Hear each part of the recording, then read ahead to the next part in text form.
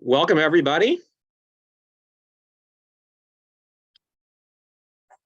I'll just give it a minute here while everyone's entering the Zoom room.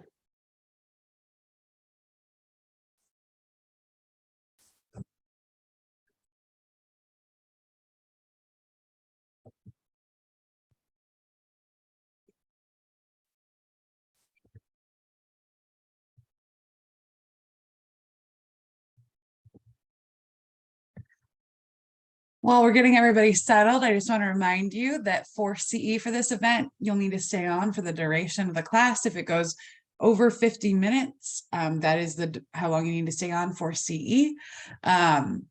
We're excited to have Jeremy. If you have any technical issues, don't forget you always can call the tech helpline at 888-804-8226. And for questions today, we'll be using the question and the Q&A feature in Zoom, question and answer, and you'll be able to post your questions there. If you have any technical issues, please feel free to message me at Oregon Realtors Education here on Zoom. All right, and with that, I'll kick it over to Jeremy. Great. Well, thanks for being here, everyone. I am Jeremy Rogers, Director of Legal Affairs with Oregon Realtors. Very excited today to present to you all on the key similarities and differences between the OREF forms and the Oregon Realtors forms. And we are going to quite literally today do a side-by-side comparison among several key factors related to the forms that hopefully help you understand where they're similar, as well as where they are different. Nicholas Peasley, our staff attorney, is managing the Q&A. He will be answering those questions in writing, or if it's a question that he believes needs some discussion, then we will do that verbally. Okay. Once Nicholas has to leave at 11 to do the forms open house, which you're also all welcome to join right after this meeting. And that's another opportunity to ask questions. If we're still going here, I will stay on, we'll keep going, and we will get all your questions answered. And I think at that point, we'll just allow you to ask questions verbally. So I think we will be able to get through this in an hour, but let's see how it goes. So I'm going to share my screen and we will get started.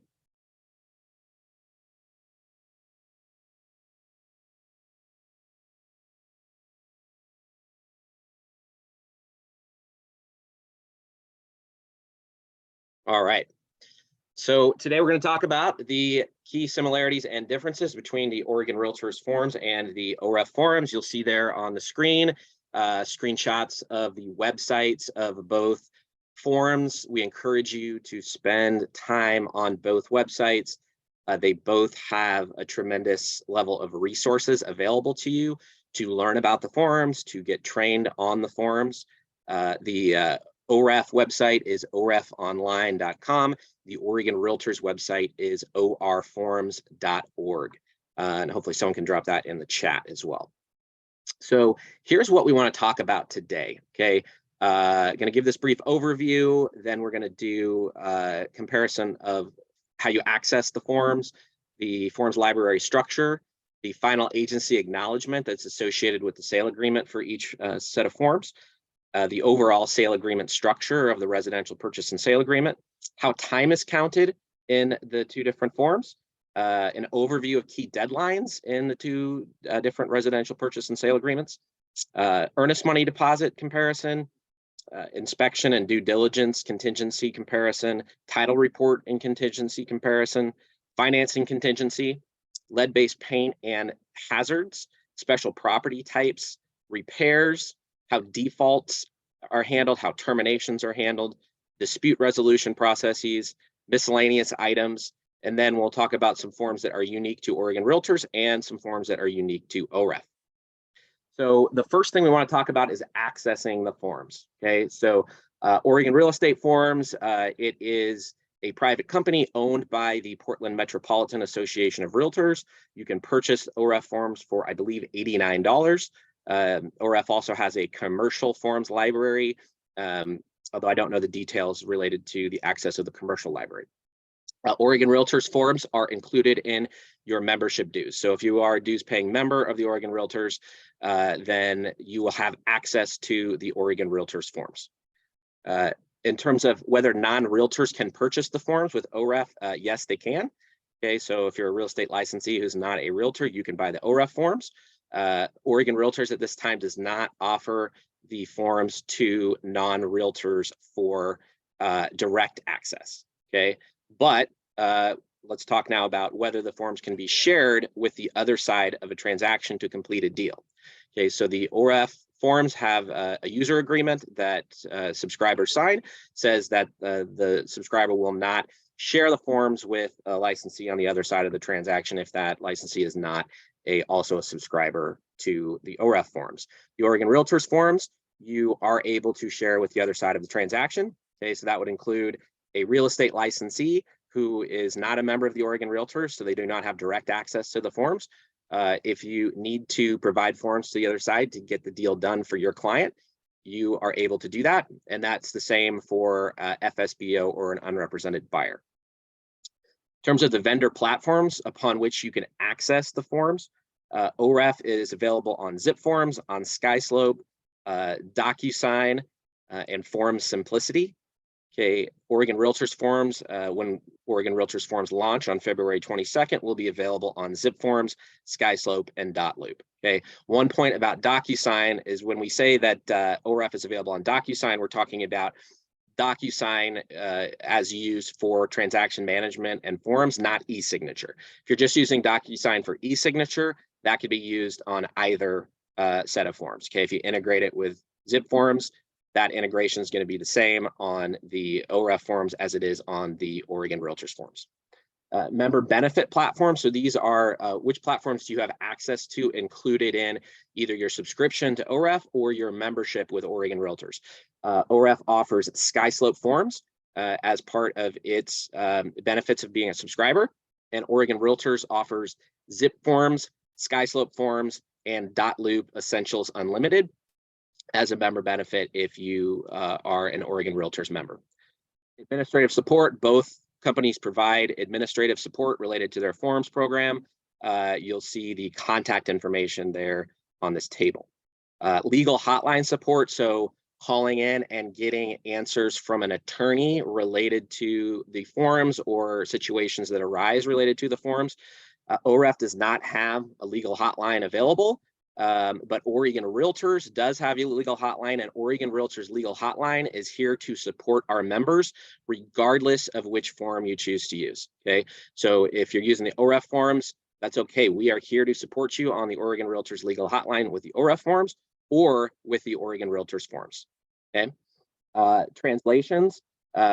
OREF has a Spanish translation that's for informational purposes only for their forms. So it's not the document that's used in the contract, to actually contract between the parties, but it's used for explanatory purposes for Spanish-speaking clients. Oregon Realtors at this time does not have any translation forms available. Screen reader access. I don't know the answer on OREF whether their forms are screen reader accessible. Oregon Realtors forms are screen reader accessible. We have programmed and formatted the forms intentionally so that they can be read by a screen reader and that all of the fields in the forms have help text that the screen reader can identify to explain what should be input into those fields. OREF website, orefonline.com, Oregon Realtors website, orforms.org. As I mentioned, great resources on both websites. Hit those websites up and take advantage of the training resources that are available on each. Okay, OREF has got training resources, including resources related to all the updates to their forms that have come out this year. So if you haven't taken those yet, please take time to do that. Oregon Realtors Forms has a training page that includes many different options and ways to access training, both live and recorded. Okay, Oregon Realtors also has a annotated library of forms so that you can click a little video and get an explanation of different sections of the forms on the Oregon Realtors website. Structure of the forms library. Okay, so this is like, how is the library organized to find the documents that you're looking for? So are the documents categorized by type? So the OREF forms are not categorized by type. Okay, they're numbered 1 through 107. Each of those, there isn't a form for each number, okay, but the first is 1, the last is 107. The Oregon Realtors forms, they're categorized. Okay, so we have 10 categories, and the numbering system is going to be 1.1. So the category of ones, those are the purchase and sale agreements and other offer related documents. Those are the ones. So it'll be 1.1 is residential sale agreement. 1.2 is commercial sale agreement. Those go all the way up to the 10s, which are the advisory documents in the Oregon Realtors library. Okay, so Oregon Realtors uses categories, OREF just consecutive numbers. Number of forms, OREF has 80 plus forms. I don't know the precise number, but it's over 80. And that's what they say on their website. The Oregon Realtors forms, we have 69 forms available.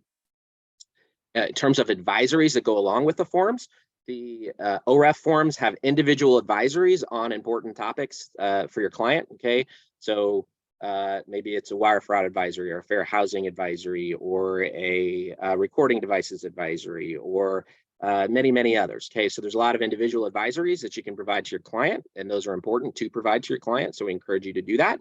Okay, and they also have a document called Things to Know Before You Sign, which is helpful for buyers and sellers to get an overview of the purchase and sale agreement and the basic, things that they're going to be dealing with in the purchase and sale agreement. Okay, the Oregon Realtors has documents called the buyer and seller advisories. These are packaged documents. So a lot of the issues that are otherwise dealt with in an individual advisory in the OREF library are dealt with in these packaged advisories. There's one for the buyer called the buyer advisory, one for the seller called the seller advisory. Many of you have already used these documents because they're not new to us providing forms. We've provided them on our website for years, but now they will be included in the forms library. So you can send them over to your client on ZipForms or Skyslope or Dotloop, whatever you're using. Those are longer documents. Okay, I think that the pages are in the number of pages in the 30s for each one, because it's a collection of all the advisories that we think are important. It's also very important for you to provide those to your client if you are using the Oregon Realtors forms. And in fact, the Oregon Realtors forms require that you do that. The sale agreement for the Oregon Realtors has a provision at the front that says that the buyer and seller are acknowledging they've received and that they understand the buyer and seller advisories. So you do need to use those documents. Now, cover sheet. We get asked a lot of time, is there a cover sheet? Well, the cover sheet is actually a function of the platform. Okay, Skyslope has a cover sheet, ZipForms has a cover sheet. That cover sheet is all of the global fields that are going to translate across forms. So if you put them into the cover sheet, they'll populate in the individual forms when that same field is on that individual form. Okay, so both sets of forms, the OREF forms and the Oregon Realtors forms, have a cover sheet with global fields. Seller carried documents. So both sets of forms have a series of seller carried documents to do seller carried transactions. Okay, of course, seller carried transactions are inherently riskier than non-seller carried transactions. If you're going to do them, it's important that you're just acting as a scrivener. Of course, your client needs to seek their own financial and legal advice related to the seller carried transaction, but both sets of forms do have forms available for that. Short sales. OREF has a set of forms related to short sales. Oregon Realtors does not have forms related to short sales. On the listing agreement, OREF does not have a listing agreement. Okay, and I think right now most of you use a listing agreement from your MLS, but the Oregon Realtors does have a statewide listing agreement in the library. Okay, you don't have to use it. You could continue to use the one from your MLS, but it is available. It does not include the input fields about the details of the house that will go into the MLS. It's just the contract between a listing agent and their seller. So this is just a snapshot of the libraries. Okay, so this is the form reference table that's included in the Realtor Guide to the OREF forms. Okay, obviously we can't fit the whole thing on this screenshot, so this is just a sampling, but you can see the consecutive numbering starting at 1 on this screenshot, which is only a portion. You see, up to 12 on one side and then 27 through 36 on the other. So you just see there's consecutive numbering, but no categorization. Okay, on the Oregon Realtors forms, you'll see this categorization. The purchase and sale agreements and related documents, those are the 1s. The addenda to the sale agreement, those are the 2s. It cuts off here, but there's actually 23 documents in that addenda category. Okay, it's the largest category. You'll see there's a category for termination documents. Those are the 5s. Category for commercial, category for tenancy and lease related. So go to the websites of each form or just in your SkySlope or Zip and take a look at the guide that OREF has and the document checklist that Oregon Realtors has, so that you can get familiar with the structure of the forms libraries. And of course, for the Oregon Realtors right now, you'd have to get that from our website because we're not yet live in Zip and SkySlope and .loop. Final agency acknowledgement, okay? Oregon law requires that a final agency acknowledgement be included with every purchase and sale agreement. So this is a table comparing the final agency acknowledgement with the OREF forms and the Oregon Realtors forms, okay? So when you grab a sale agreement, whether you're the OREF library or the Oregon Realtors library, and you're grabbing that sale agreement in Zip forms or SkySlope or .loop, in both cases, there is a final agency acknowledgement included, okay? On the OREF agreement, it is included on the top half of the page of page 1 of the sale agreement. In the Oregon Realtors agreement, it's a separate page. It's the first page of the packet that you will be accessing when you select the sale agreement, okay? But it's a whole page that we use up for the final agency acknowledgement. And the reason for that is that we have space for 3 buyer's agents and 3 seller's agents on the Oregon Realtors final agency acknowledgement, where the OREF only has 1 field for buyer's agents and 1 field for seller's agents, okay?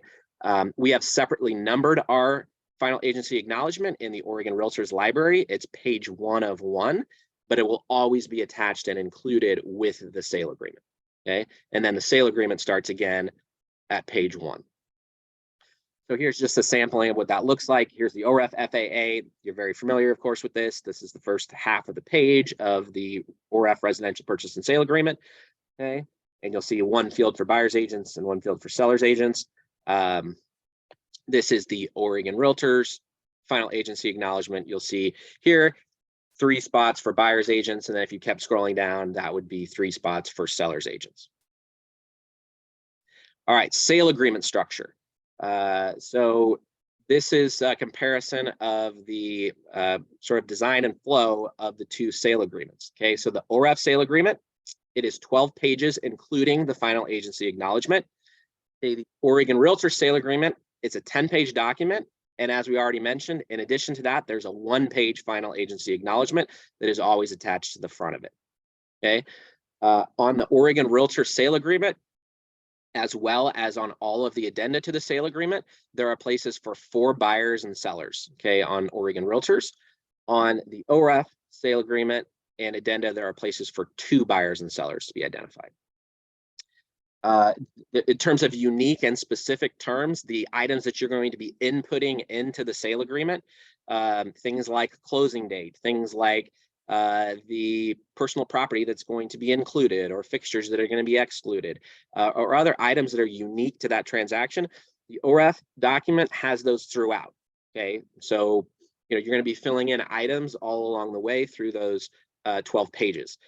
With the Oregon Realtors agreement, all of the items that are unique to the property and the buyer and the seller in the transaction are on the first 1 1/4 pages, followed by pages 2 to 4, which have deadline and timeline terms. Okay, and on those pages, you're going to be selecting between a pre-printed number of days that's on the agreement, or inputting your own number of days for the due diligence contingency, or timelines related to the title contingency. Okay, but that's page 2 to 4, and then page 4 to 10.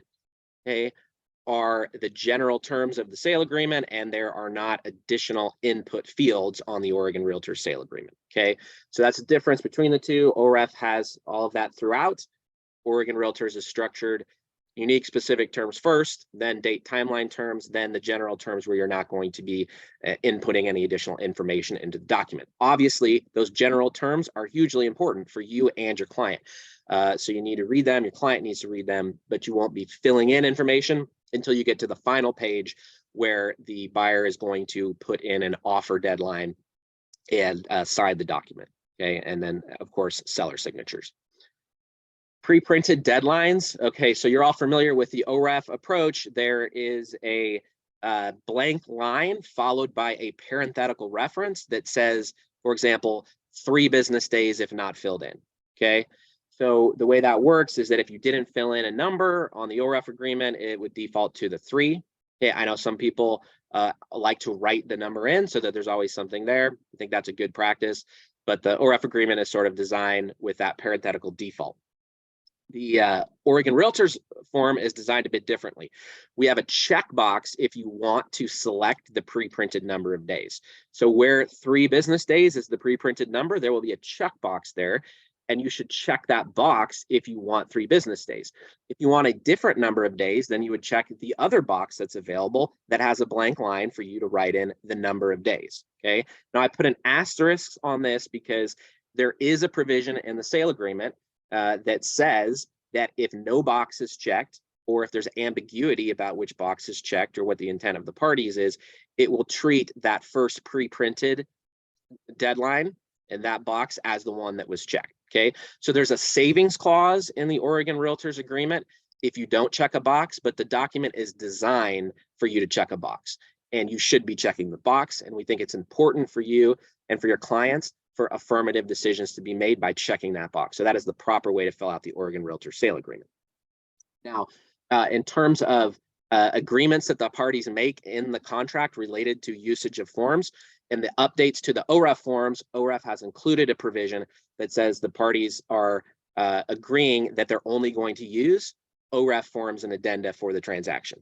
Okay, there is no similar provision in the Oregon Realtors agreement. Now, let me say that all of you know this who've taken our trainings on our forms or on navigating the 2 forms environment, is that you should never mix and match the forms between the buyer and the seller. Okay, so you always need to stick to one forms library and the contractual documents between the buyer and the seller. What we're talking about here is whether the contract itself says that. Okay, so Oregon Realtors contract doesn't say that, but you still should not be mixing and matching the forms.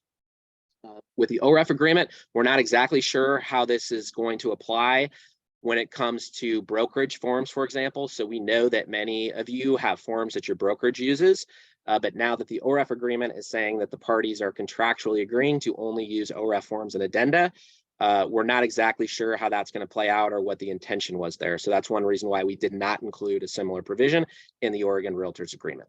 Okay. Now, while we're on this, I just want to make one quick point as well, which is that I say that you should not mix and match the transaction forms that are going between the buyer and the seller, okay?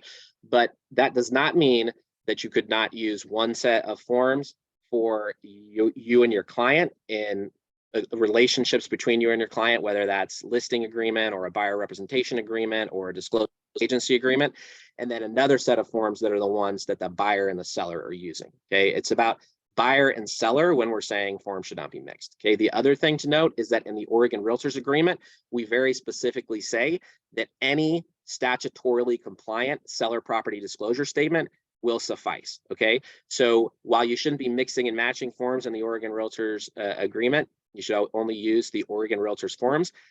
The exception to that would be the seller property disclosure statement. If an OREF seller property disclosure statement was used, that would be fine, or any other seller property disclosure statement that complies with the Oregon statute. Okay. On the OREF agreement, we're not sure if that's the case. OREF does have this provision that says you should only use OREF documents. So that's another issue you might want to ask OREF about. How does that apply with respect to the seller property disclosure statement, which is a document that's designated by statute? Okay. Now, advisories. I mentioned earlier that the Oregon Realtors documents require the parties to acknowledge that they have received and understand the Oregon Realtors buyer and seller advisory. So you as an agent need to provide those to your clients. The OREF documents do not have a requirement to use the advisories, although of course it's very advisable to do so. You should use the OREF advisories if you're using the OREF agreement. They're helpful to your client, but there's not anything in the contract that says you must. Oregon Realtors, you do need to do that. And we recommend that you provide the Oregon Realtors buyer and seller advisories at the beginning of your relationship with the client, because there's information in there that's not just helpful for the actual transaction, but for preparing your client for the process of buying a home or selling a home and preparing them for things that will come up in the transaction. Just as we're talking about structure, this is a snapshot of the OREF agreement. I'm not sure what page this is, but you can see we're on line 263 through 278. So we're somewhere in the middle of the document. There's a lot of fields to fill out and boxes to check here related to the unique factors of the transaction and the property.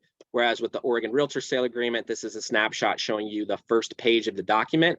And you can see that many of those items are covered here. And if we could keep scrolling, you'd see that really all of those items that are unique to the property and the transaction and the parties are going to be there on that first page and a quarter.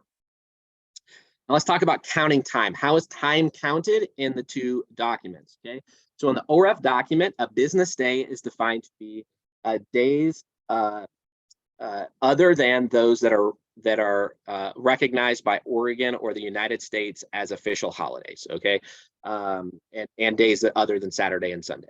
Okay, so in the OREF agreement, if a holiday is recognized by Oregon or the United States as an official holiday, it will be included. Okay, under the Oregon Realtor Sale Agreement, holidays are defined under ORS 187.010. That is the statute that designates the Oregon legal holidays. You can Google that statute. If you Google it right now, it'll be the first thing that comes up. If it's not in that list, then it's not a holiday. Okay, and if it's not a holiday, and it's a weekday, then that means it's going to be a business day. So the one day, for example, that would be different between the two would be the day that is a federal holiday of Columbus Day, okay, and is an Oregon holiday of Indigenous Peoples Day, okay, because the Oregon Realtors Agreement does not refer to the federal holidays, okay, only to the state holidays under ORS 187.010. And Indigenous Peoples Day, while it's recognized by the state of Oregon, is not an official legal holiday where the state is closed. Okay, so that's not included as a holiday in the Oregon Realtor Sale Agreement. Business day ends at 5 p.m. under both agreements. Calendar days, generally under the OREF agreement, are defined to end at 5 p.m. However, on the lead-based paint deadlines, then the deadline is before midnight. Okay, and of course, most deadlines in the OREF agreement are business day deadlines, not calendar days. The primary one that is a calendar day is lead-based paint, and in that case, it is going to be before midnight.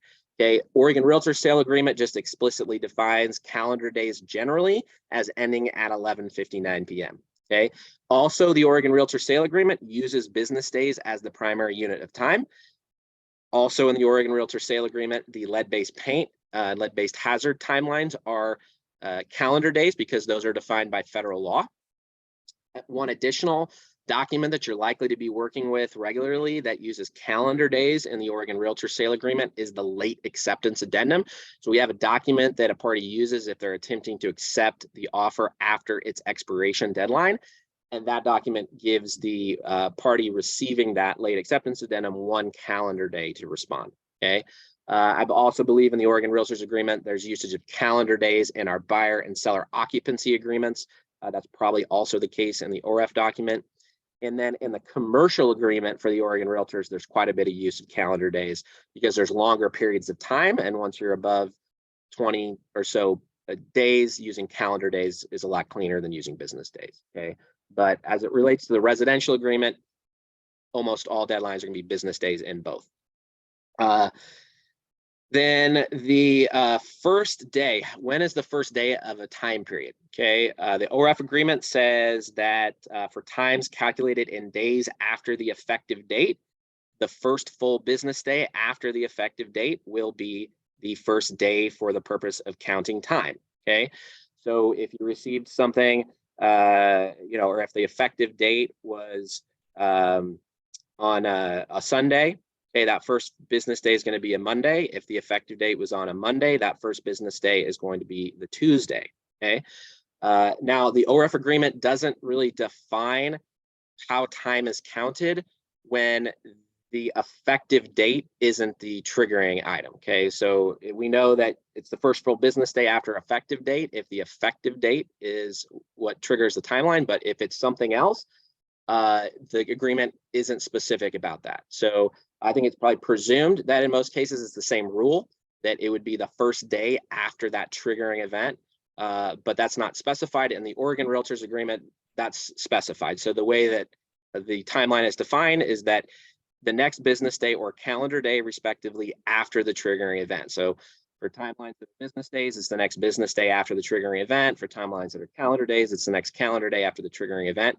And unless otherwise stated in the agreement, the triggering event is mutual acceptance of the agreement. However, in many cases, the agreement itself will say that a party has 5 business days after delivery of a certain notice. Okay. In that case, the delivery of that notice is the triggering event, and it's going to be the first full business day after that delivery. That is the first day for counting business days. Promptly. Okay. Both documents make use of the word promptly. That word is not defined in the OREF agreement. Okay. Now, if it's not defined in the agreement, that means it's going to default to kind of dictionary common usage. Generally speaking, promptly means without delay. Now, the Oregon Realtors Agreement has specifically defined promptly to mean as soon as practicable, okay, which is very similar to without delay, but also to say no more than 2 business days. So we put a cap on it, okay? So if you do it in 3 business days, that's not promptly, but also if you wait longer than is practicable to do it, that is not promptly. Okay? And the OREF agreement, again, we don't have a particular definition. If we're presuming without delay, then if you delay, you are not complying with that provision. It's just a little bit fuzzier to figure that out. And that would have to be resolved through dispute resolution if there was a disagreement about whether or not something happened promptly. Here's an overview of some deadlines. And I want to note here, this is really, really important, that these are the pre-printed deadlines. In most of these cases, there's an option for you to write in your own deadline, okay? So the deadline is what the parties want it to be when there's an option that's given. These are just the pre-printed numbers, okay? So I know it's important and it's interesting to compare these things, but don't make too much of it, because you have the power and your client has the power to put in a different number of days in most of these circumstances. Earnest money deposit deadline, 3 business days in both OREF and Oregon Realtor sale agreement, okay? Buyer pre-approval deadline, 3 business days in the OREF agreement, 2 business days in the Oregon Realtors agreement, okay? Notice of intent to proceed with loan, okay? So there's a little bit of a difference in the provisions here. The OREF provision says buyer must submit to lender within 3 business days after receipt of buyer's loan estimate their intent to proceed with the loan. And then they must inform the, sorry, that should say seller. They must inform the seller of that upon the seller's request, okay? So buyer's obligated to tell their lender they want to proceed with the loan and submit the loan application within 3 business days, but then they don't have to provide evidence of that to the seller unless the seller requests it. On the other hand, the Oregon Realtors agreement says that buyer must provide evidence that they have submitted their notice of intent to proceed to the lender within 5 business days. Okay, so that is a difference between the agreement, both in substance and in timeline. Appraisal order, when does it need to be ordered by? The OREF agreement says that the appraisal must be ordered before the expiration of the inspection period. Okay, the Oregon Realtors agreement takes a different approach. It says the business day following the end of the due diligence period. Those of you who have not looked at our forms yet might not know what we're saying with due diligence period, but that is our equivalent of the inspection period. Okay, so the Oregon Realtors form says you do it after that. The reason being that typically it's after the end of that due diligence or inspection period where the parties are truly committed to moving forward. And so we thought that was a good time to set the deadline for the appraisal. Okay, if there isn't a due diligence period or an inspection period, you of course can write in the number of days that you have to order the appraisal. Now, what about notification of a failed financing contingency? Okay, the OREF agreement says promptly. The Oregon Realtors agreement says within 2 business days. Okay, now what about the renegotiation period if there has been a failed financing contingency? The OREF agreement, 2 business days. The Oregon Realtors agreement, 2 business days. Proof of funds for cash purchases, that's 3 business days in OREF, 2 in the Oregon Realtors agreement.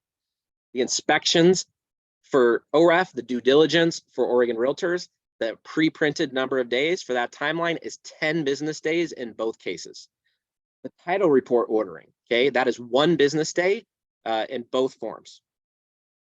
Buyer objecting to items in the title report, that is 5 business days in both forms.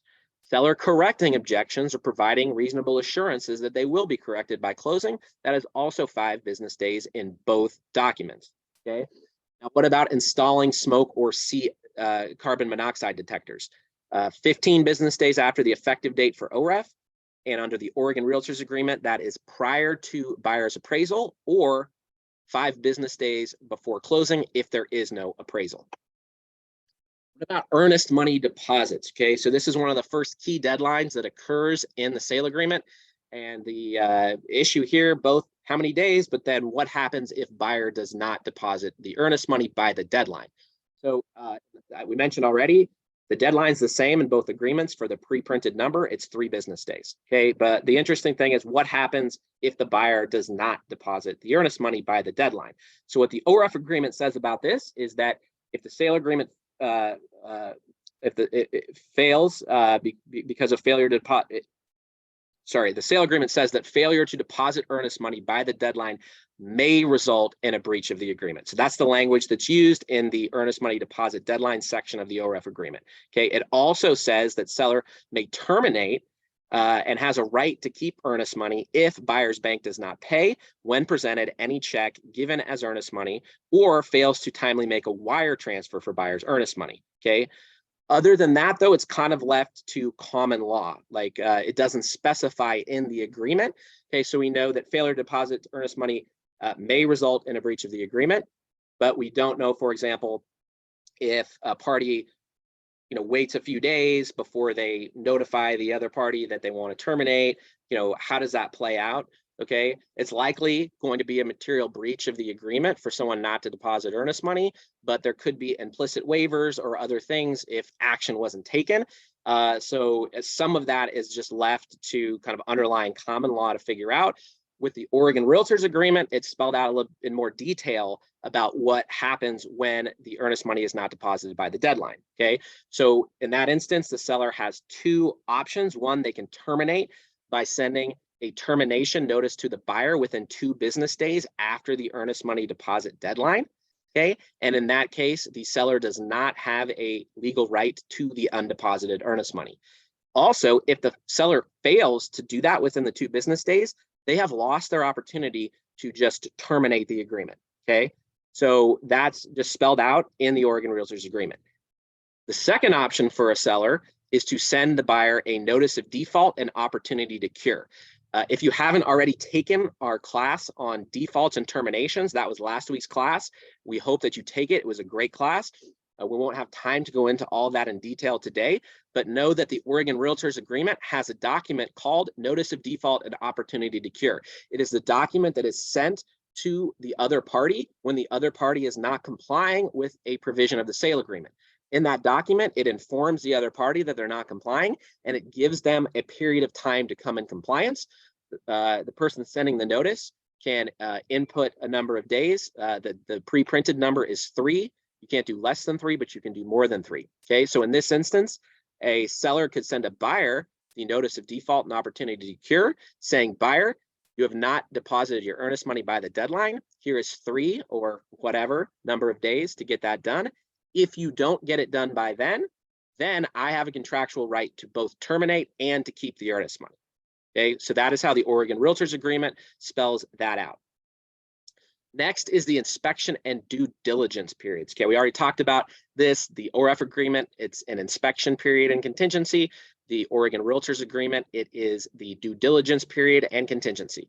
Pre-printed number of days is the same, 10 business days for each. Okay, what is the authorized reason for termination during that contingency period? For the OREF agreement, it's unconditional disapproval based on inspection reports. Okay, so you have to do a professional inspection report to be able to terminate. Okay, now you don't have to point to a particular thing in that inspection report. You can just unconditionally disapprove, but you do have to complete an inspection report. Under the Oregon Realtors Agreement, that is different. It is unconditional disapproval during the due diligence period. Okay, and our agreement instructs the buyer to do all due diligence, including any surveys they want to do of the property, any investigations they need to do to understand if the property meets their needs and is economically feasible for them. Okay, so if a buyer, for example, went down to the county the day after signing the sale agreement, they hadn't ordered an inspection yet, but they asked the county, hey, can I use this as a short-term rental? Because that's why I bought the property. And they say, no, you cannot. That would be a reason for the buyer to terminate during the due diligence period, even though an inspection report had not been ordered. Okay, so that's the difference between those two termination rights. Okay, Who can inspect? Licensed professionals in both documents. Okay, so if you're going to do inspections of the property, you need to use licensed professionals in either case. Invasive inspections, the OREF agreement says that invasive inspections need prior written approval by the seller.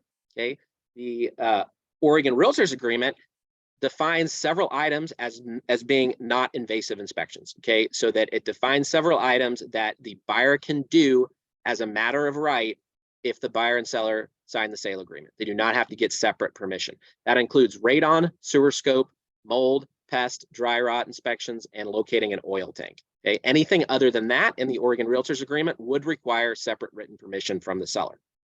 What about sending inspection reports that have not been requested by the seller? Okay, and I know this is a very controversial topic among realtors in Oregon, and the two agreements do take a different approach.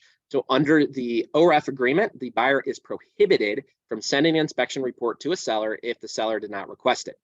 However, the buyer is required to send an inspection report to the seller for up to 30 calendar days post-termination if the seller does request it. Okay. On the other hand, the Oregon Realtors agreement does not prohibit a buyer from sending a seller an inspection report that the seller had not requested. Okay. We don't encourage a buyer to do it, but we don't discourage a buyer to do it. We just don't say anything about that. We do not prohibit a buyer from doing that. However, we do say that buyer is required to provide the report if the seller requests it. Okay, so in that respect, it's similar to OREF, although in the Oregon Realtors agreement, that obligation remains for 10 business days after termination. Is there a professional inspection addendum in the library? OREF, yes. So OREF has a professional inspection addendum that can be used as an alternative to the inspection provisions in the sale agreement. The Oregon Realtors agreement does not have that. Okay. One of the reasons for that is many of the most common inspections that would be requested are those listed up above here: radon, sewer scope, mold, pest, dry rot, oil tank, etc., that are already included for the buyer to be able to do as a matter of right. Well and septic. Okay. Those contingencies and inspection provisions operate separately from the primary inspection period in the OREF agreement and the due diligence period in the Oregon Realtors agreement. Okay, so that is consistent across the documents. Well and septic inspections and contingency operate separately. In both documents, buyer is obligated to restore the property to its original condition after doing inspections. Okay. And under both documents, failure to terminate during either the inspection contingency with OREF or the due diligence contingency with Oregon Realtors does mean that the buyer is accepting the condition of the property. Okay. Now, obviously, if they have a repair addendum where there's agreement to do repairs, that acceptance of the condition of the property is going to be subject to those repairs being completed as agreed. Okay. Other release of termination rights. So in both documents, if the parties agree to repairs, they are saying that my inspection contingency or my due diligence contingency ends. Okay, subject to, of course, those repairs. So the contingency period ends, but there's still going to be a contractual agreement around getting those repairs done. Additionally, in the Oregon Realtors agreement, specifies that if there is a change in the payment terms and financial terms of the agreement in lieu of repairs, that also will be an event that ends the due diligence period.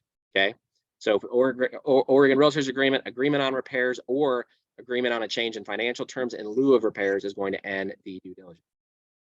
Terminations based on inspections or due diligence under the OREF agreement, there is a notice. It's the OREF 64 that is the unconditional disapproval of inspections. That is sent, and then a termination agreement is used after that for the parties to fill out. That's the OREF agreement. Under the Oregon Realtors agreement, there's a termination notice that comes from the buyer, and there's a box checked on it that the box says that the buyer is terminating because disapproval during due diligence period. They just check that box, send it over. The Oregon Realtors termination documents are one-way notices. Okay, so a buyer's termination notice lists all of the reasons why a buyer is authorized to terminate the agreement by checkbox. The buyer will check the box. They will send it to the seller, and the deal will be terminated at the moment that the buyer sends that over to the seller. Okay, and then in that instance, the seller has a response document that they would send and that the seller would use to provide their earnest money instructions. Okay, so that's the difference on the process of terminating based on inspections. So the next item here is the title report and title contingency. So ordering the report, 1 business day in both documents. Objection period, we already talked about this, 5 business days in both. Correction period, 5 business days in both. Okay, what about new objections and a new correction period if new items are identified in an amended preliminary title report? So both documents now have a provision for that.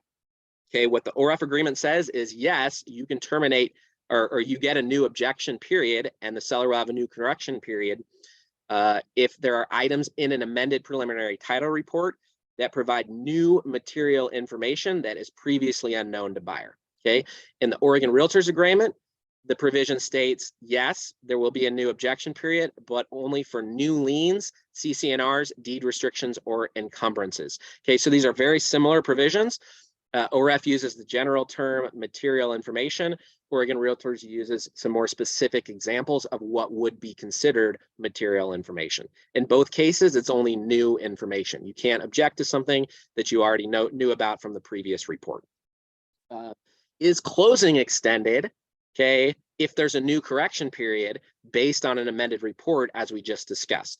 Okay, so that specific issue is not addressed in the OREF agreement. In the Oregon Realtors Agreement, there is a provision that says, hey, if the buyer objects and the seller now has a new correction period of 5 business days for a amended report with new items that were identified, the closing date's going to extend by 5 business days to allow the seller that correction period. Okay, buyer's failure to object constitutes acceptance of matters disclosed. Yes, in both documents, if the buyer does not object to items in the title report within that 5 business day period, they will be deemed to have accepted the matters disclosed in that report.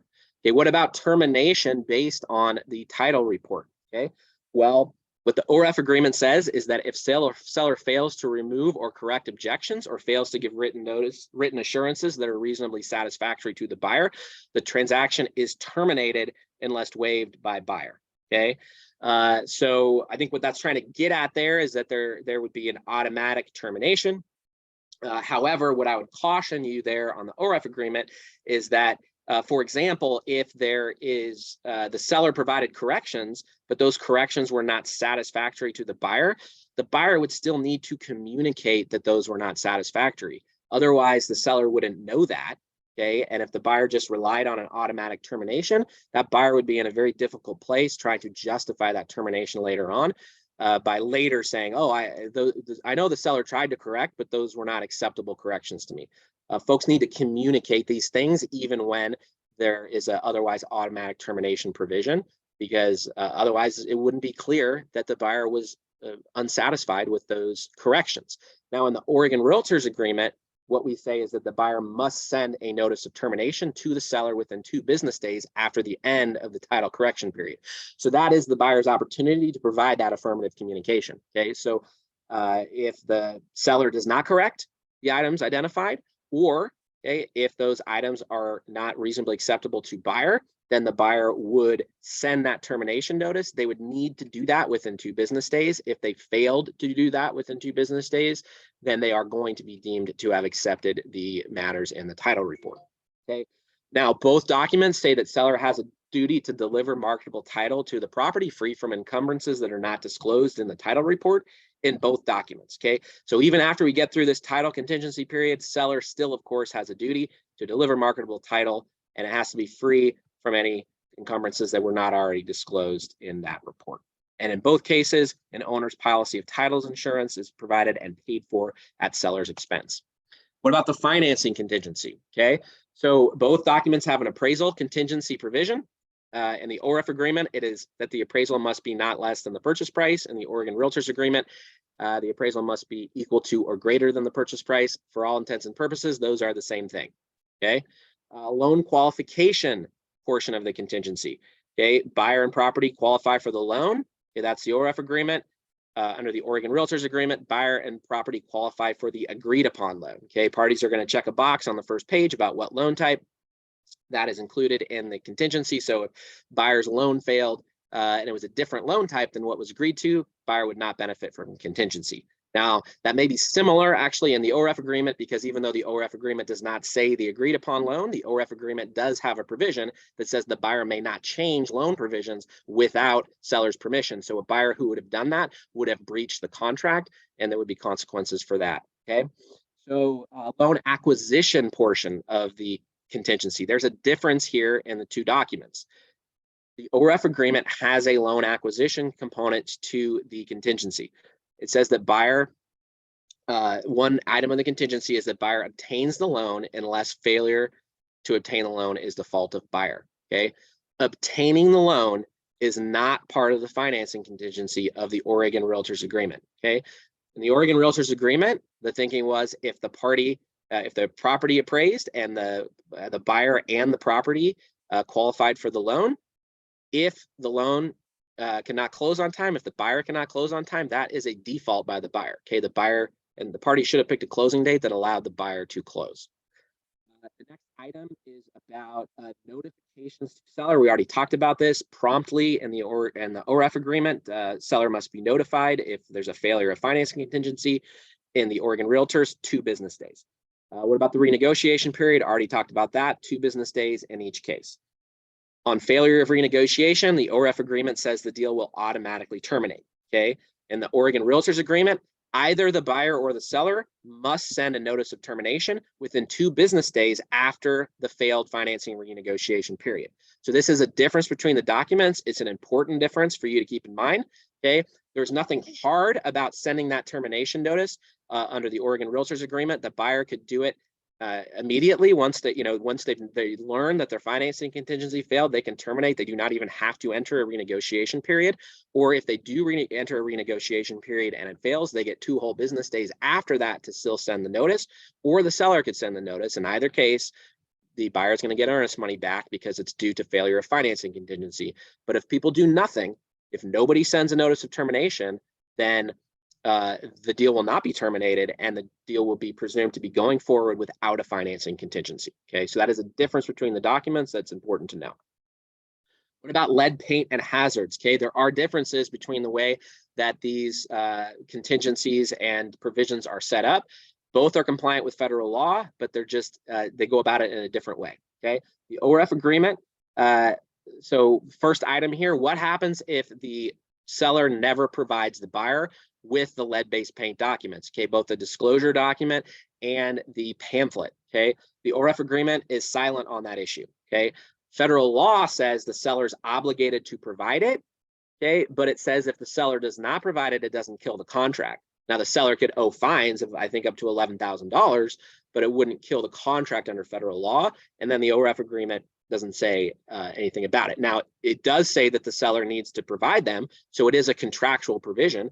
So a buyer very reasonably could argue that seller's failure to provide it was breach of contract. Okay, but the Oregon Realtors agreement just expressly addresses that issue. Okay, it says if the document was not provided, if those documents, the disclosure document and the lead-based pamphlet from the EPA were not provided to the buyer, then the buyer can terminate up until closing.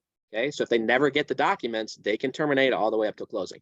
Now, what about termination if the documents were received, but received after mutual acceptance? Okay, now federal law, the EPA, what they really want to happen here is that these documents are given from the seller to the buyer before the parties enter into a sale agreement. Okay, so that's the best practice. That's the way it should be done in both cases, either agreement you're using. But we know that that isn't what always happens. Okay, and so that means there needs to be contingencies built in where the buyer can still terminate if they get them after the agreement was entered into, so that there can still be compliance with federal law that says that the seller needs to provide them before the buyer is obligated to purchase. Okay, so what are the provisions that allow the buyer to get out of the contract under OREF? If the documents, the lead-based paint documents, are provided after mutual acceptance, then there's 10 calendar days from delivery of those documents that the buyer can just back out unconditionally, okay, for any reason. Under the Oregon Realtors agreement, that period of time is 2 business days, okay? They get 2 business days to back out after receiving those documents if they receive them after mutual acceptance, and they can back out for any reason in those 2 business days, okay? Then after that, let's say, okay, what if they actually have received the documents, okay, and they haven't terminated in that 2 business day period in the Oregon Realtors Agreement, okay? Here, this is where the parties are going to elect to do an inspection. So if the buyer elects to do an inspection, okay, they'll get that period of time under the OREF agreement, and they'll be within that 10-day time period because it's the same time period. They can terminate for 10 days. They can also elect to do an inspection for 10 days or whatever they agree. Okay. Under the Oregon Realtors Agreement, they can do an inspection for 10 calendar days or however many days they select. And if they actually do an inspection, then they could terminate based on that inspection. Okay. They wouldn't need to specifically call out what they disapproved of. They could just say, I disapprove of my lead-based paint inspection, lead hazard inspection, as we call it, and they could terminate. Okay. But that unconditional right to terminate, okay, that is after receiving the documents, that's 2 business days in Oregon Realtors if those documents were received after mutual acceptance. All right, special property types. How do we deal with designating special property types and the issues that come up in those property types? New construction, there is a sale agreement in the OREF library for new construction. Oregon Realtors, it's an addendum. So if you were doing new residential construction, you would use the Oregon Realtors residential purchase and sale agreement plus a new construction addendum form 4.1 from Oregon Realtors. Okay. Condominium, same thing. There is a sale agreement for condominiums in the OREF library. In the Oregon Realtors library, there's an addendum anytime that there is a homeowners association. Okay. So if you're doing a condo, you could use the residential purchase and sale agreement plus the form 4.4 association addendum. And that is how you would accomplish the condominium transaction. And that would be the same if there's any HOA, even if it's not a condominium. Now, OREF also has an HOA addendum, okay, that could be used with the residential purchase and sale agreement, okay, but they have a specific condo townhome agreement. Oregon Realtors doesn't have that because it's covered between the addendum and the residential sale agreement. Investment property, both libraries have an addendum for that. Farm and ranch and agricultural property both have a sale agreement for that. Okay, OREF is called Farm and Ranch, and maybe now I think Farm, Ranch, Natural Resources. Oregon Realtors is called Agricultural Sale Agreement. Manufactured home in a park, both libraries have a sale agreement for that. Vacant land, both have a sale agreement. Floating homes. OREF does not have a document specifically addressing floating homes. Oregon Realtors does, the manufactured home and floating home sale agreement. So that document has various checkboxes and fields that allow it to be used either for a manufactured home in a park or for a floating home. Repairs. How are repairs accomplished in these agreements? Okay, so first, the one big difference is that the OREF agreement has a buyer repair addendum, seller repair addendum. Okay, Oregon Realtors has just a universal repair addendum, and on the repair addendum itself, you would check a box whether it's coming from buyer or the seller. Okay, in either case, the repair addenda do not extend the inspection or due diligence period. Okay, so I know in some states it does that. In Oregon, whether it's OREF or Oregon Realtors, it does not. Okay, you have to agree upon that repair addendum prior to the expiration of your inspection or due diligence period. Unless you want to extend your inspection or due diligence period in writing. Okay. Response deadline for seller, neither document has one. Okay. Field for completion date. Both documents have a field to enter the completion date for the repairs to become part of the contract. Licensed contractors, the OREF agreement says that repairs that require licensed contractors must be done by licensed contractors. The Oregon Realtors agreement has 2 separate sections, a top section for the parties to list out repairs that they want done by a licensed and bonded contractor. Okay, and then there's another section for repairs that do not require a licensed contractor. In both cases, repairs done by a contractor must be done in a workmanlike manner, which is the general legal standard for evaluating the quality of the repair according to industry standards. Okay, in both cases, there is a reinspection right. In terms of documentation, the OREF agreement says that seller must give any receipts and proof of payment in full to the buyer unless it's being paid out of escrow. The Oregon Realtors agreement says that until the end of the reinspection period, seller must deliver a copy of any invoices upon buyer's request. Okay, so buyer would need to request those invoices. The OREF agreement builds in an obligation of seller to provide receipts and proof of payment to buyer. Pre-printed days for re-inspections, 2 in OREF, it is 3 in Oregon Realtors. In the OREF agreement, there's a requirement that an inspector be used for the re-inspection. In the Oregon Realtors agreement, there is no requirement for that, okay? Now, there is going to be a requirement in the Oregon Realtors agreement if the buyer objects to repairs that they provide evidence of why the repairs were done deficiently, and certainly having a report from an inspector could be that evidence, okay? So let's talk about that last item now. Detailed process to dispute repairs. Okay, one does not exist in the OREF agreement. In the Oregon Realtors agreement, there is a detailed process laid out, okay? There's a form that a seller is going to use to notify the buyer that repairs were completed. That's similar in OREF and Oregon Realtors. The differences on Oregon Realtors, there's also a place at the bottom of that form for the buyer to indicate what repairs were not done as agreed in the repair addendum and provide evidence of that, okay? And if the buyer were to do that, and they did that before the end of the reinspection deadline, then the seller would need to go and redo those repairs so that they are done as agreed, okay? And then at that point, if they still were not done as agreed, the buyer could terminate, okay? Now, of course, there could be disagreements at the end of the day about whether they were done as agreed. We can't prevent that. That's going to have to go to dispute resolution, but there is an initial process laid out on how the parties are supposed to address and try to resolve that issue. Defaults under the agreements. I mentioned very important to take the class that was offered last week. It's available for CE credit as a recorded class on defaults and terminations, okay? But what do the agreements say about default? Okay, so there's a big difference in the two documents here in that the Oregon Realtors agreement just goes into a lot more detail about what is a default under the agreement and what is the process to resolve that, okay?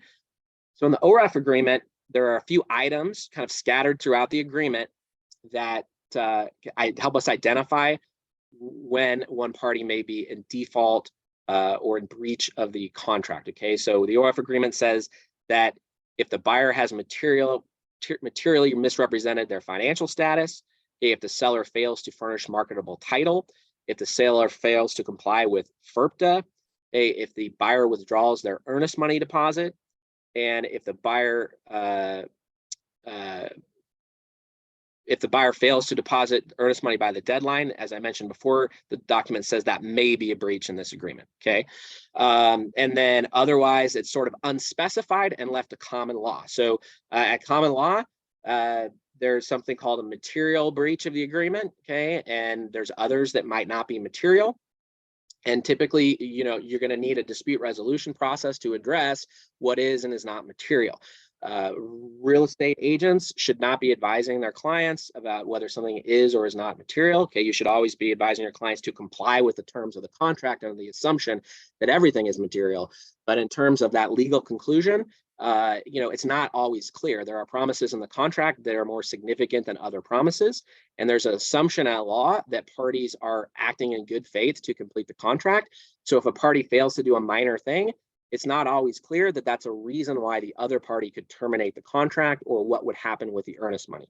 So that is why in the Oregon Realtors agreement, there's a much more detailed process that describes this, okay? So in the Oregon Realtors agreement, the document says that it is a immediate default under the agreement if the party has misrepresented a material fact related to the subject matter of the contract, a party wrongfully fails to close or perform an obligation required to close by the closing date, party failed to deposit earnest money by the deadline and the seller elects to terminate, which we talked about earlier, buyer has failed to provide proof of funds for cash purchases, or, and this is the big kicker here, a party receives a notice of default and fails to cure the default within the time period specified in the notice, okay? So for all other things other than what is written out here directly, Oregon Realtors Forms has a process for this. If you believe that the other side is not completing an obligation of the contract, you send them a notice of default and opportunity to cure. You check the box that identifies the promise that they have not fulfilled in the contract, and you give them an amount of time to fulfill that promise. And if they don't, the contract clearly states that the person who sent the notice can terminate and can keep the earnest money, okay? So there's a lot less sort of left to common law principles and just defined in the contract on defaults in the Oregon Realtors agreement, okay? So we won't go through this in depth. I mentioned that there's a training on this that you should take, okay? But this is a sampling of these default forms. There's a seller's notice of default, a buyer's notice of default.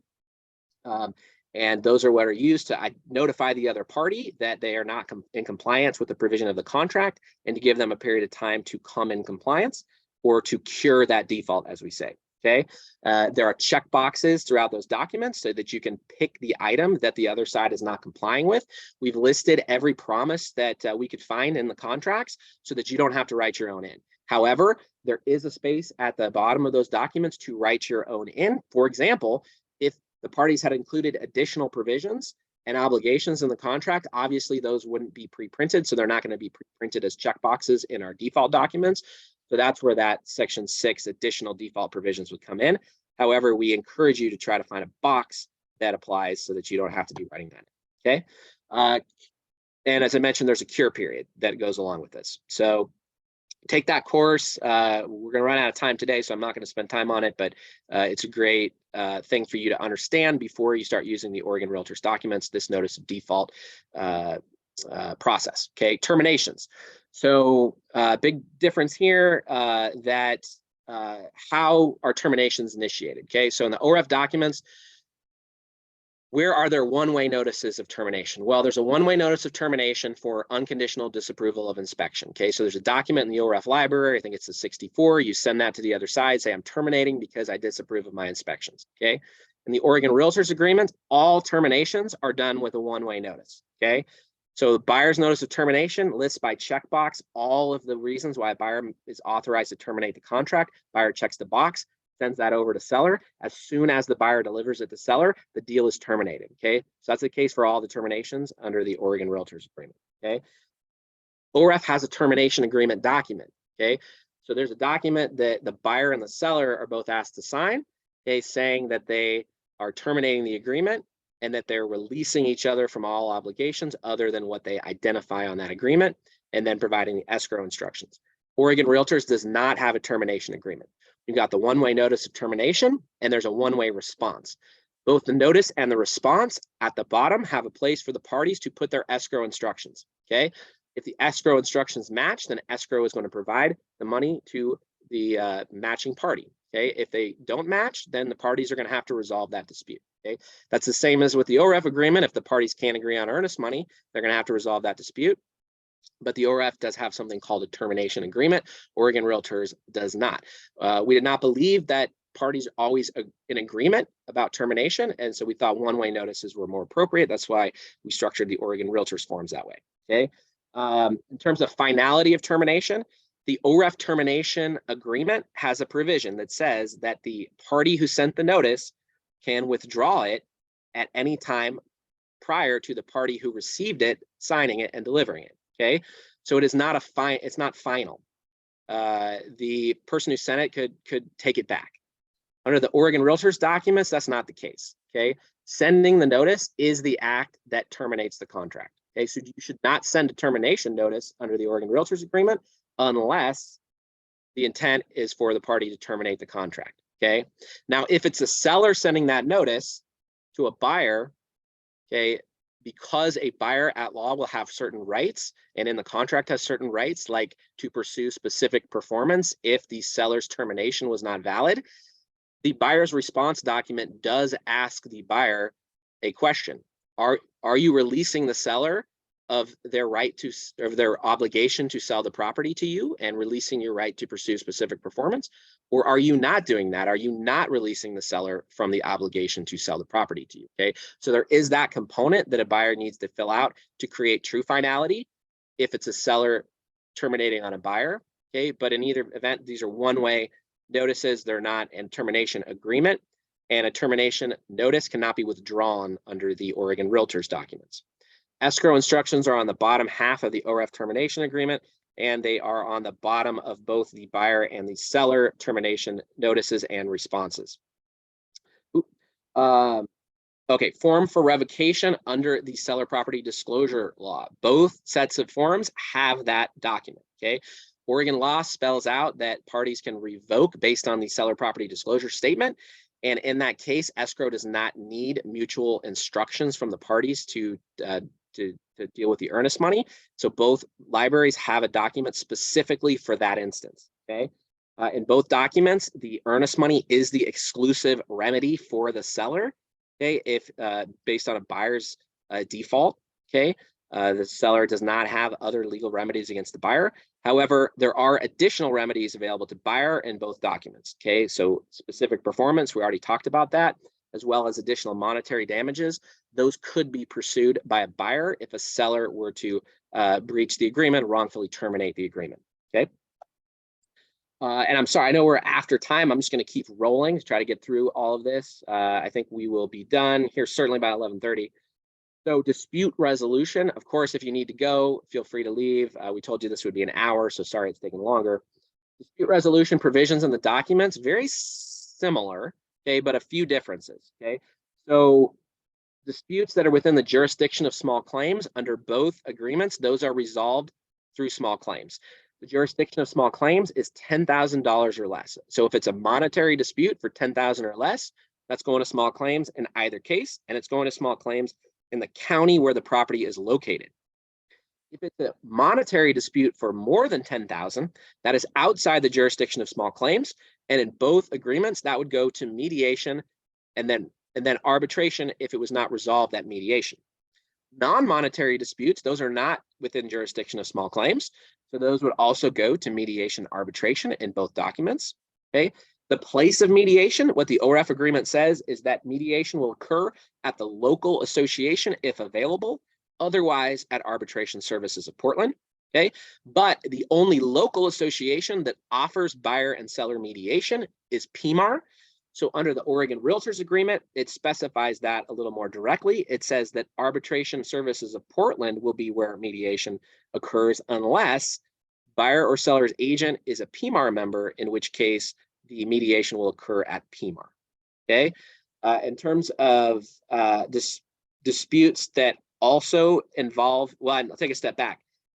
Regardless of where mediation occurs, the arbitration is going to occur at Arbitration Services of Portland in both documents.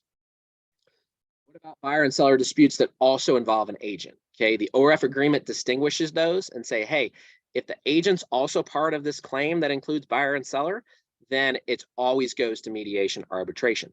The Oregon Realtors Agreement does not have that provision, okay? If it was within the jurisdiction of small claims, regardless of whether the agent is also a party to the dispute, it's going to go to small claims. If it's mediation arbitration jurisdiction, regardless of whether there is a agent involved, it's going to go to mediation arbitration. Now, a client might have a separate agreement with their agent, okay, because it could be a listing agreement or a buyer representation agreement that has its own dispute resolution provisions. So of course, those need to be followed if there's another contractual agreement. What I'm talking about here is just what it says in the sale agreement regarding disputes between buyer and seller. Okay, miscellaneous differences between the forms. So these are mostly throughout the sale agreement where you're going to see some differences in the forms and the input fields.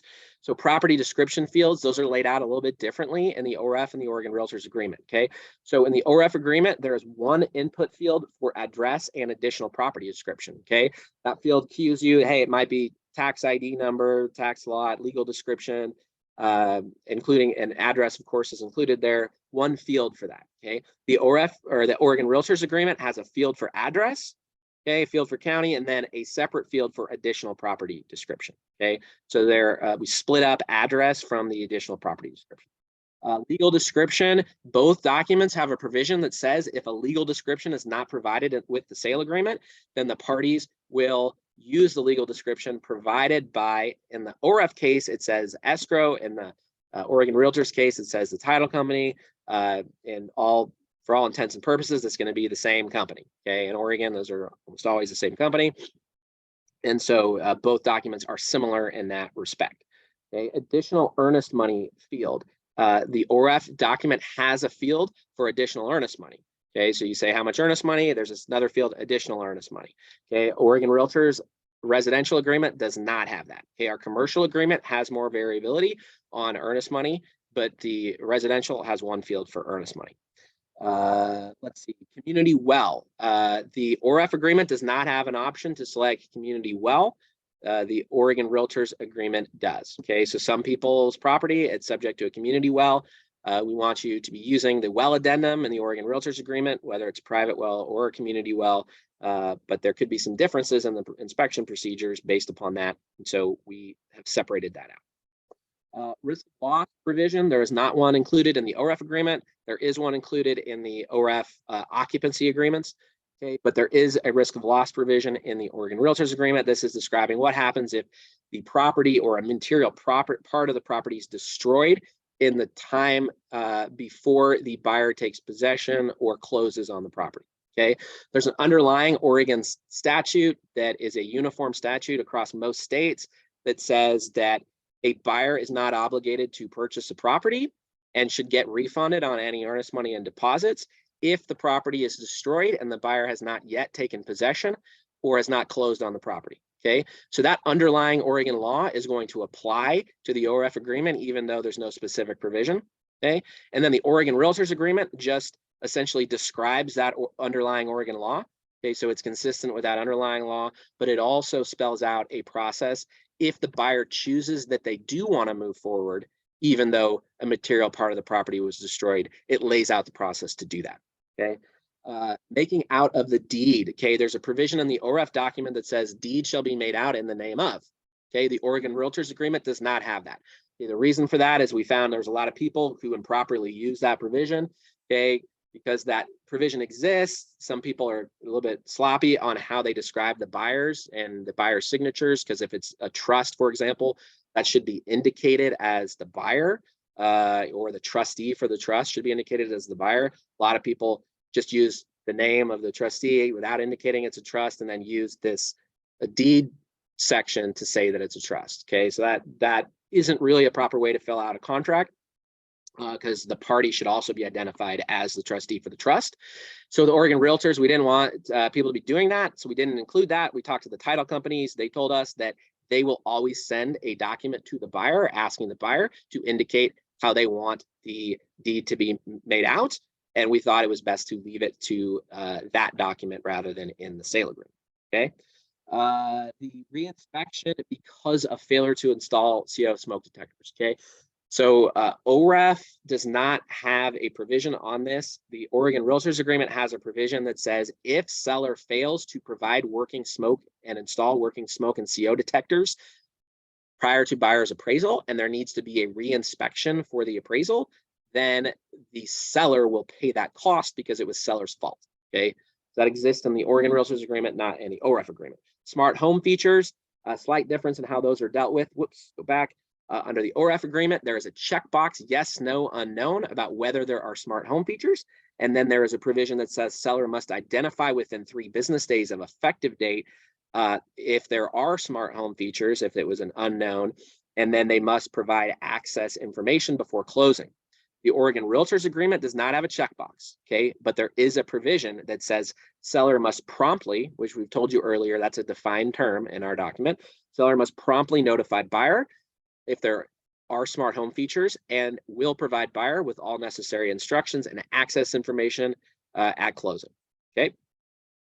Then special tax assessment, okay? So we're talking about other than historic property.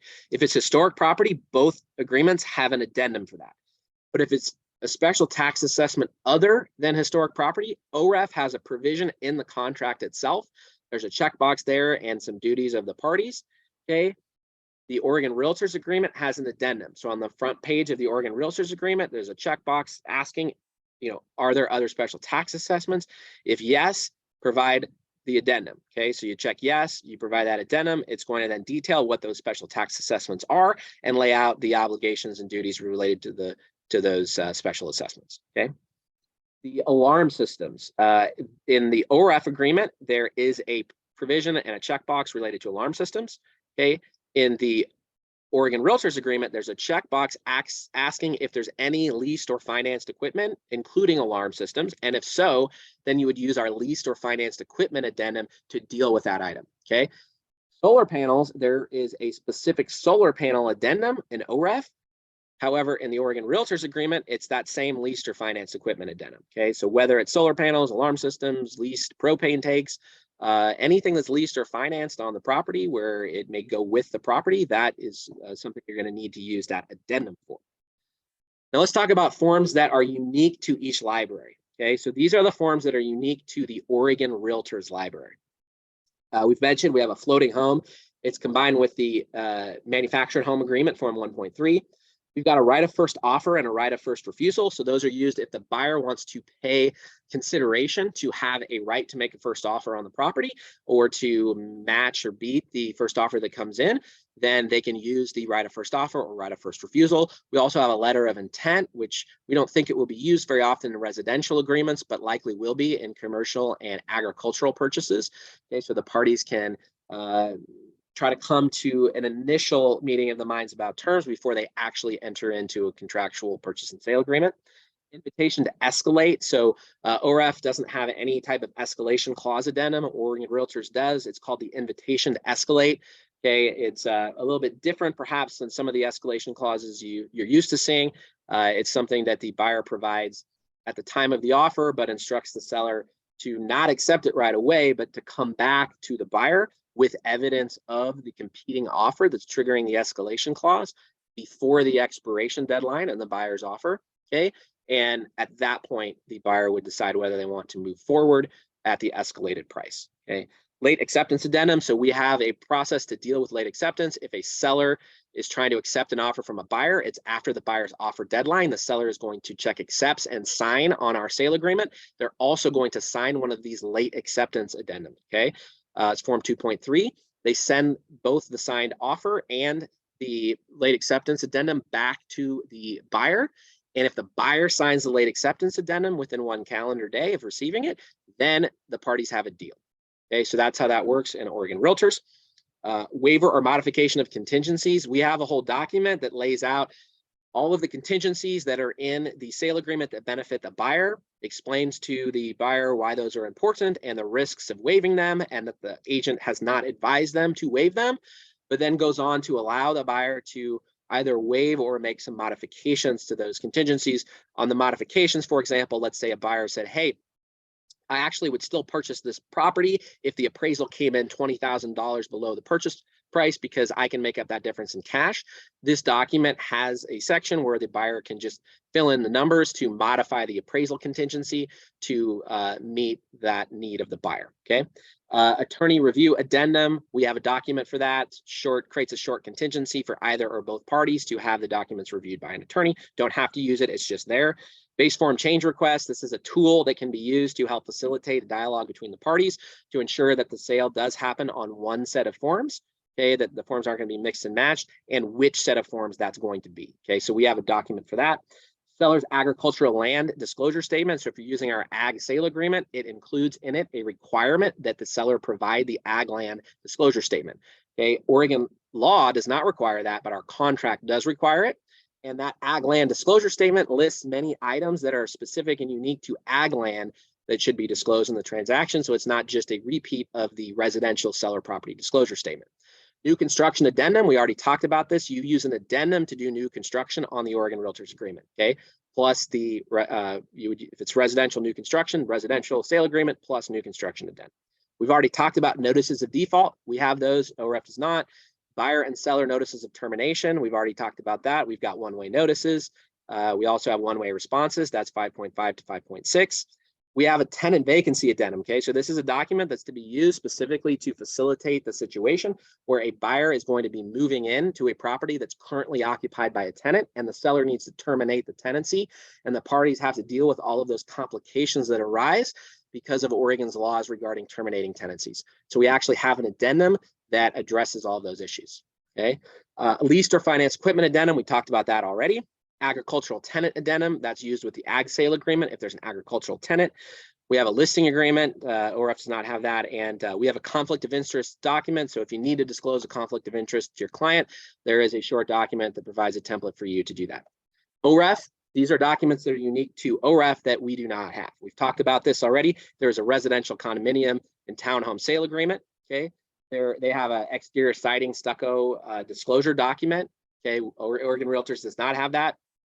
That item and information related to products used in the home that have been subject to recall is already included in the seller property disclosure statement. And so that is why we did not include that with the Oregon Realtors agreements. There is a new construction professional inspection addendum with the OREF documents. Oregon Realtors does not have that, okay? Oregon Realtors agreement does have a section on the new construction addendum that lays out some alternative inspection procedures, but there is not a document specifically for new construction professional inspection in the Oregon Realtors library. Oregon OREF has short sale documents. There's a series of them. Oregon Realtors does not have that. Okay, there's a worksheet for seller carried transactions to figure out if you need to use an MLO that's included in the OREF documents. There is a separate document for a buyer waiving their right to revoke under the seller property disclosure statement in the Oregon Realtors agreement. That's included in that waiver of contingencies document that we talked about. Okay, option agreement in the OREF documents. There is not one in the Oregon Realtors agreement, but as I mentioned before, the Oregon Realtors has the documents for right of first offer and right of first refusal. Okay. Notice of parties to demand for dispersal of disputed trust funds. So there is a party related to demand for dispersal of disputed trust funds. That is not a document that is included in the Oregon Realtors library. It is in the OREF library. There is a buyer broker compensation form in the OREF library. It does not exist in the Oregon Realtors library. Both libraries have the standard notice of compensation that goes to escrow. Okay, but OREF has this additional document related to buyer broker compensation. There's an extraordinary event addendum that was originally the COVID addendum that's now includes broader reference to extraordinary events. That's in the OREF library. We do not have that in the Oregon Realtors library. There's the offer summary document in OREF. There is not that in Oregon Realtors. However, Oregon Realtors, the offer summary is really on the first page and a quarter of the document because all of the key terms are front loaded there. We mentioned there's our difference between how we handle solar panels, separate addendum, and OREF. Oregon Realtors has the leased or finance equipment addendum. And there's a referral fee agreement in OREF that was added this year that is not included in the Oregon Realtors library. Oregon Realtors library does refer to referral agreements in the notice of compensation that goes to escrow. So you can indicate to escrow if there's a referral agreement, but there is not a document to be used to create the referral agreement in Oregon Realtors. I encourage you to visit the websites of both of these forms providers so that you can get familiar with all of the resources that are available to you. There are excellent training resources that are available. I know OREF has great resources. They have a page dedicated to training. Check it out. Oregon Realtors has a page dedicated to training. And there's live, virtual, there's general training, there's topic specific trainings like this.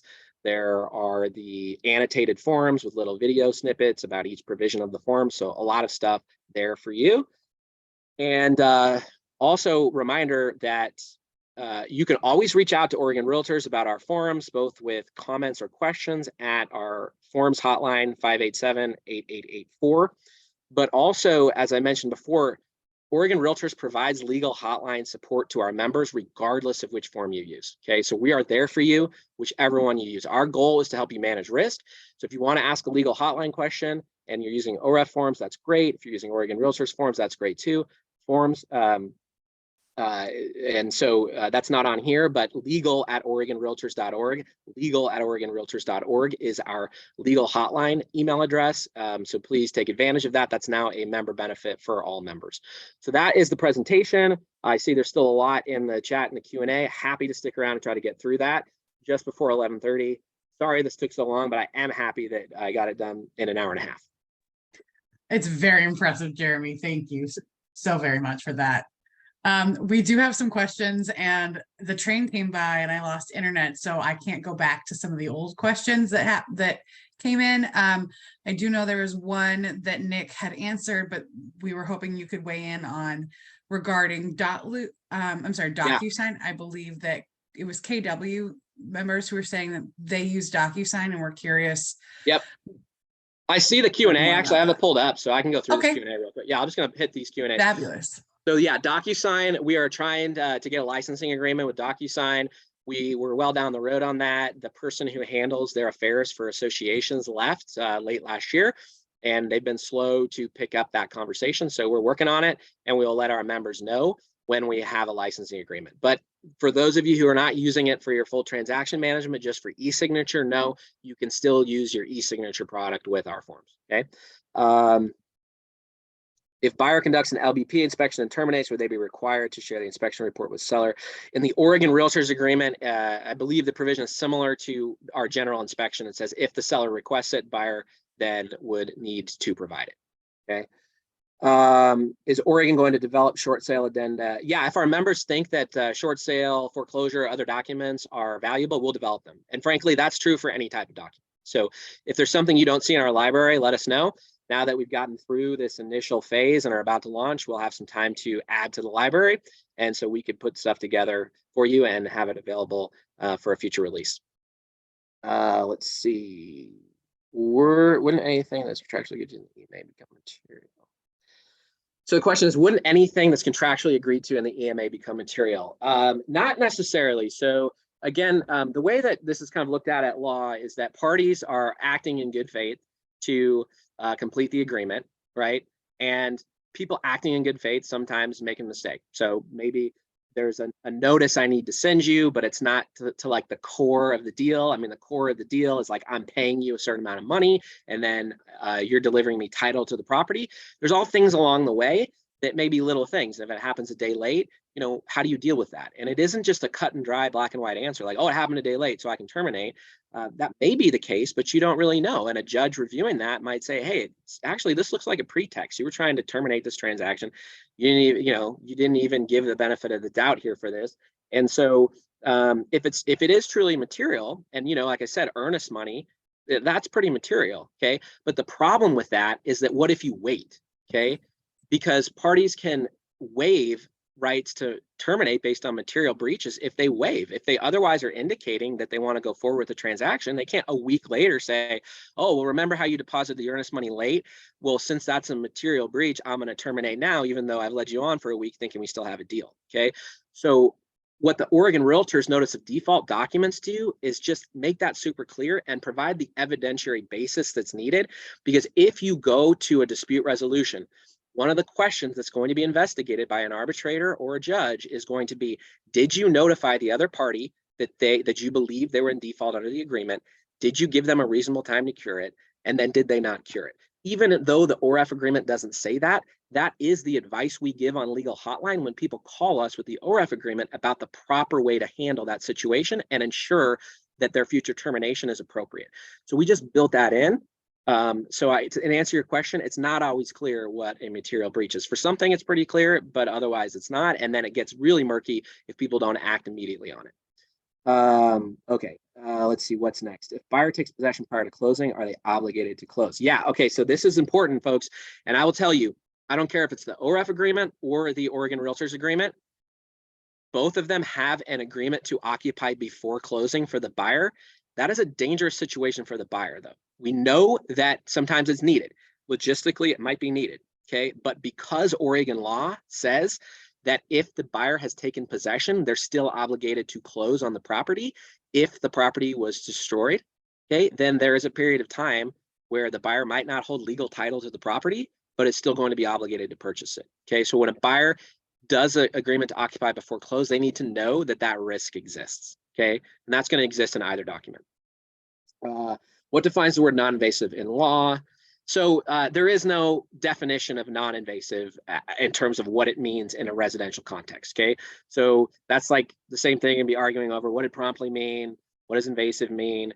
It's one of those terms you can argue over, okay? So that's why the Oregon Realtors Agreement just created a definition saying, look, these 5 things or whatever number are not invasive, okay? Nobody can debate about it.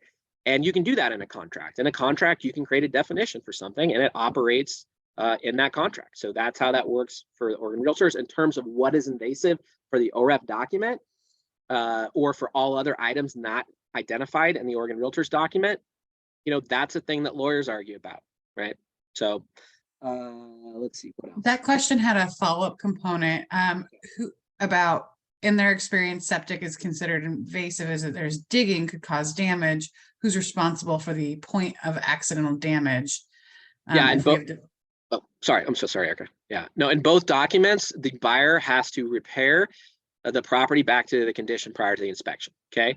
Now, I will say on this, if the issue is that extra steps need to be taken to do a sewer scope, for example, you have to remove a toilet or you have to bore through concrete or something like that, then even if you were using the OREF agreement and you had asked for approval to do a sewer scope, it's unlikely that the seller would know that ahead of time. So they probably would agree to the sewer scope, And then only later would the parties realize that more steps were needed. So that's going to exist either case. And in that case, the contractor is going to ask the seller, can I do this? Can I remove your toilet? You know, can I bore through? But if they do that, okay, the buyer is going to be obligated to make sure the property is restored. Okay, so if there was costs associated with that, that would be the buyer's costs. Okay, and a seller who has agreed to allow invasive inspections, they should allow that extra step to be taken so that that sewer scope can be done. Okay, but just know that the buyer is going to have to pay for, you know, repairing the property if there was any damage. All right, any other questions on here? No, there is a okay. I did not say that there was not a buyer representation agreement in the Oregon Realtors Library. There is a buyer representation agreement. What is not in the Oregon Realtors Library that is in the OREF library is they have a document specifically about buyer compensation that goes to escrow. Okay, so there's a statute that requires how you provide instructions to escrow about how to compensate the parties. Both agreements have that document. OREF has an additional document for some additional specificity to be made related to the buyer compensation that goes to escrow, but that's not a buyer representation agreement between buyer and agent. Okay, both documents have a buyer representation agreement, creating a contractual representation agreement between the buyer and the agent. Okay, any other questions? One question that was lingering is a lot of folks are really interested in getting a copy of this side-by-side comparison. Yeah. And so we didn't, and your slide deck, we didn't want to commit to that without chatting with you first. Oh yeah, no, we can send out the slide deck, and then what I imagine we'll do is we'll take the slide deck, which was created for this presentation, and we'll also create some documents that our members can have and use related to this comparison. Okay, so it'll take us a little bit to put that together, but for now, certainly happy to share the slide deck. Any other questions? That is all I see on my end. Well, I really hope this was helpful for everyone. Was this helpful? We got a lot of feedback saying Okay. that folks found this incredibly valuable. So great. Well, I hope you all join us next week. Next week, I think we're actually diving into buyer representation agreements and I think listing agreements as well.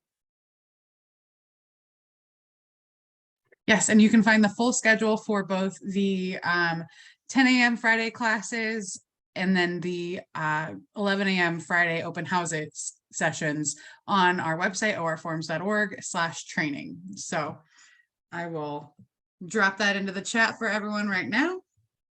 But please feel free to keep signing up. We love having you in these classes, and we are happy to be able to provide more education. All right, thanks everybody. Have a great weekend. Thank you.